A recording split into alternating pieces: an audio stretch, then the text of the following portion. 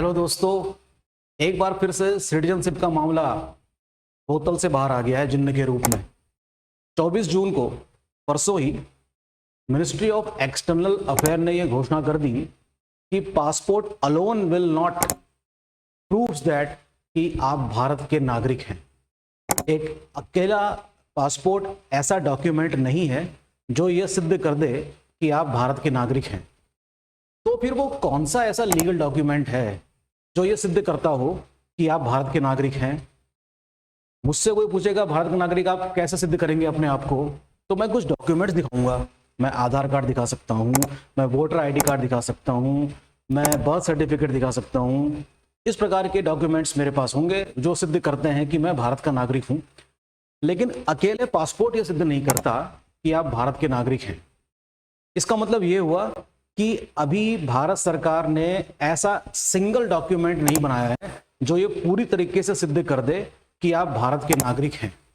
आपको कई प्रकार के डॉक्यूमेंट दिखाने पड़ेंगे, प्रोड्यूस करने पड़ेंगे जो सिद्ध करते हो कि आप भारत के नागरिक हैं। तो इस पे राजनीतिक बहस फिर से आरंभ हो चुकी है। Debate is on again. तो सबसे पहले तो हम समझते हैं कि संविधान इस पर क्या कहता है और वो कौन कौन से टर्म्स हैं जो ये साबित करते हैं कि पासपोर्ट अकेले ये साबित नहीं कर सकता कि आप भारत के नागरिक हैं।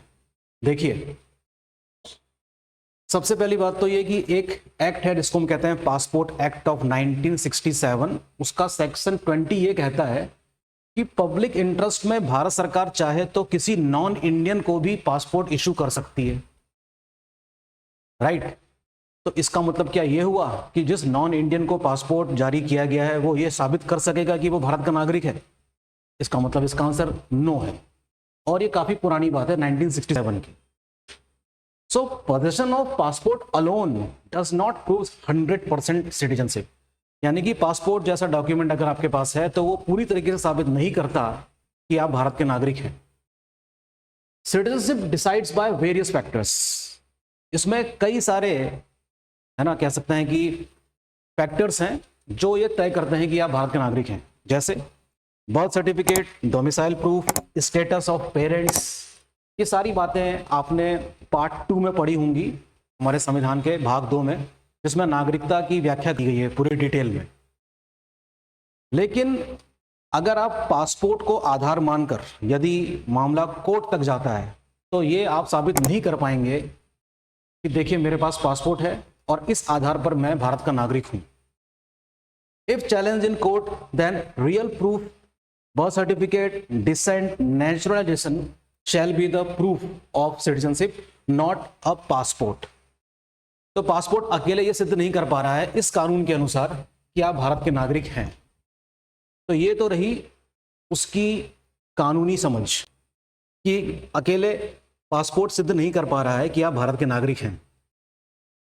लेकिन अब इसका दूसरा एंगल है जिसमें काफी राजनीति चल रही है, सत्ता पक्ष की तरफ से भी और विपक्ष की तरफ से भी। विपक्ष का यह कहना है कि जानबूझकर सरकार इसको लेकर आई है। क्यों? क्योंकि 2027 के शुरुआत में पंजाब में चुनाव है। लेकिन ये तो कोई बात नहीं हुई। अभी हाल ही में चुनाव बंगाल में हुए थे, आसाम में हुए थे, वहां तो पासपोर्ट का मुद्दा नहीं आया था, वहां तो SIR का मुद्दा चल रहा था नागरिकता सिद्ध करने के लिए। राइट। तो आखिर पंजाब के चुनाव से पहले ये तैयारी किस दिशा में जा रही है, ये किस तरह का संकेत दे रही है?